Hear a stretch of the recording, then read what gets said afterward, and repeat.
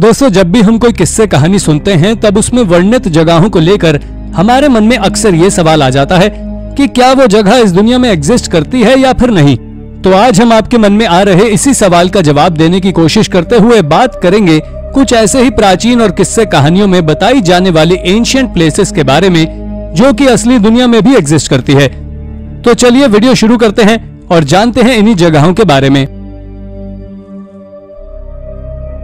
Number 10, the city of गेरजू। ये खोज हाल ही में आर्कियोलॉजिस्ट के द्वारा की गई है।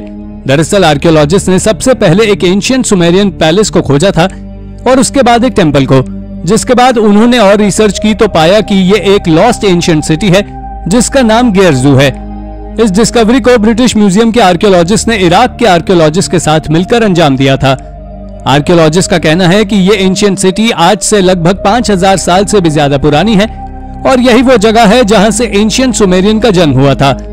आपको बता दें कि सुमेरियंस ही ऐसे पहले लोग थे जिन्होंने राइटिंग के साथ साथ लॉ और ऑर्डर्स का इन्वेंशन किया था। इसके साथ ही एंशिएंट सुमेरियन को आर्ट, साइंस और आर्किटेक्चर के बारे में भी अच्छा खासा ज्ञान था। Number 9, Medinet Habu temple. Medinet Habu temple Egypt में मौजूद एक सबसे महत्वपूर्ण टेम्पल में से एक है जिसके बारे में बहुत सारी कहानियां प्रचलित हैं। इजिप्शियन माइथोलॉजी की माने तो उसके अनुसार ये टेम्पल पहली ऐसी जगह है जहां गॉड एमुन को सबसे पहले इंसानों के द्वारा देखा गया था और लोगों का इस जगह के बारे में विश्वास बढ़ गया, जिस कारण से हाटशेपसेट और थutमोसिस III जैसे महान इजिप्शियन फेरोह के द्वारा उस जगह एक टेम्पल का निर्माण किया गया था जिसे आज आप देख सकते हैं। इतना ही नहीं बल्कि रामसेस II जो कि इजिप्ट के सबसे बड़े फेरोह थे, उन्होंने भी इस जगह पर एक बहुत विशाल टेम्पल बनवाया था जो चारों ओर से मोटी मोटी दीवारों से घिरा हुआ था। हालांकि अब तो ये सारे टेम्पल एक खंडहर में बदल चुके हैं, लेकिन उनके रूइंस को आप अब भी देख सकते हैं। नंबर 8, हा अमोंगा अ माउई। दोस्तों, इस दुनिया की कुछ सबसे खूबसूरत जगहों में से एक जगह टोंगा टापू आइलैंड पर भी है और शायद आपको जानकर ताज्जुब होगा कि इस आइलैंड को पैसिफिक का स्टोनहेंज कहा जाता है। आपको बता दें कि वो आइलैंड असल में एक वोल्केनिक आइलैंड है जहां पर दो बड़े बड़े पत्थर खड़े हुए हैं और ऊपर हिस्से में एक स्टोन हॉरिजॉन्टली रखा हुआ है जिन्हें ट्रायथलॉन नाम से जाना जाता है। इसके बारे में ऐसा कहा जाता है कि ये एक मिस्टिकल गेट है और अगर इसकी लंबाई के बारे में बात करें तो इसकी लंबाई करीब 17 फीट है, साथ ही 19 फीट चौड़ा भी है जो सॉलिड कोरल लाइमस्टोन से बना हुआ है। अब बात आती है इसकी मिस्ट्री की। तो जब आर्कियोलॉजिस्ट ने इसकी जांच की तो पाया कि इनमें से हर एक पत्थर का वजन करीब 40 टन है और अगर देखा जाए तो ये बात साफ है कि इसे या तो किसी जायंट ने बनाया होगा या किसी एलियन ने, क्योंकि एंशिएंट ह्यूमन के द्वारा इन स्टोन्स को इस प्रकार अरेंज कर पाना बहुत कठिन था। नंबर 7, द रेड ताज। इसके बाद अब बारी आती है ताजमहल की, जो न केवल भारत की सबसे ब्यूटीफुल हिस्टोरिकल जगहों में से एक है बल्कि इस दुनिया में मौजूद 7 अजूबों में से भी एक है। ताजमहल को मुगल एम्परर शाहजहां के द्वारा 1631 में बनवाया गया था जो कि उनकी पत्नी को डेडिकेटेड था। आपको बता दें कि ताजमहल के जैसे ही एक और बिल्डिंग इंडिया में ही मौजूद है जिसे रेड ताज नाम से जाना जाता है। हालांकि वो बात अलग है कि यह बिल्डिंग ताजमहल जितनी सुंदर तो नहीं है, लेकिन यह देखने में हूबहू ताजमहल की तरह ही है। वैसे अगर इस रेड ताज के बनने के पीछे के कारण की बात करें तो इसकी कहानी शुरू होती है 18वीं सेंचुरी में जॉन हेसिंग नाम के एक डच ट्रैवलर से जो आगरा किले की रक्षा में शहीद हो गए थे और उनकी पत्नी ने उनकी याद में इस रेड ताज को बनवाया था। Number 6, villa of Livia. The villa of Livia Europe में सबसे अच्छी तरह से प्रिजर्व्ड रोमन विला है। आपको बता दें कि यह विला रोम से करीब 7 मील की दूरी पर है जिसका इतिहास आज से 2040 साल पुराना है। पर यह विला आज भी इतनी अच्छी तरह से प्रिजर्व्ड है कि अगर आप इस विला के अंदर घूम रहे होंगे तो आपको ऐसा लगेगा कि आप रोमन ड्रीम में हो। इसके बारे में ऐसा माना जाता है कि इस किले को लिविया ड्रुसिला को उनकी शादी में दहेज के तौर पर दिया गया था और हाँ, इनकी शादी इतिहास के सबसे पहले रोमन एम्परर के साथ हुई थी जिनका साम्राज्य 27 BC से 14 AD तक चला था और यही रोमन प्रिंसिपल्स के फाउंडर भी थे। इनके बारे में कई सारी हिस्टोरिकल बुक्स तो ये भी दावा करती है कि ये ह्यूमन हिस्ट्री के सबसे ग्रेटेस्ट लीडर थे। हालांकि ये बात कितनी सच है और कितनी झूठ इसका अंदाजा किसी को नहीं है। Number 5, Hohensalzburg fortress. The Hohensalzburg fortress Austria में मौजूद एक बहुत अद्भुत फोर्ट्रेस है जिसे हाई साल्ज़बर्ग फोर्ट्रेस के नाम से भी जाना जाता है। ये देखने में बिल्कुल परियों की कहानी की तरह ही है। ये पूरे शहर की सबसे ऊंची जगह पर बना हुआ है जो इस सिटी का लैंडमार्क भी है। लेकिन समय के साथ ये कासल धीरे धीरे फीका होता जा रहा है और अगर आप इसे देखते हैं तो आपको ऐसा लगेगा कि इसे किसी वैम्पायर के द्वारा बनाया गया हो और वो वहाँ वैम्पायर रहता भी हो, पर ऐसा नहीं है। इसको बनाने की कहानी शुरू होती है आज से लगभग 1000 साल पहले, जब आर्क बिशप गेबहर्ड ने एक ऑर्डर दिया था कि इस शहर की सबसे ऊंची जगह पर एक फोर्ट्रेस बनाया जाए, और ठीक वैसा ही हुआ।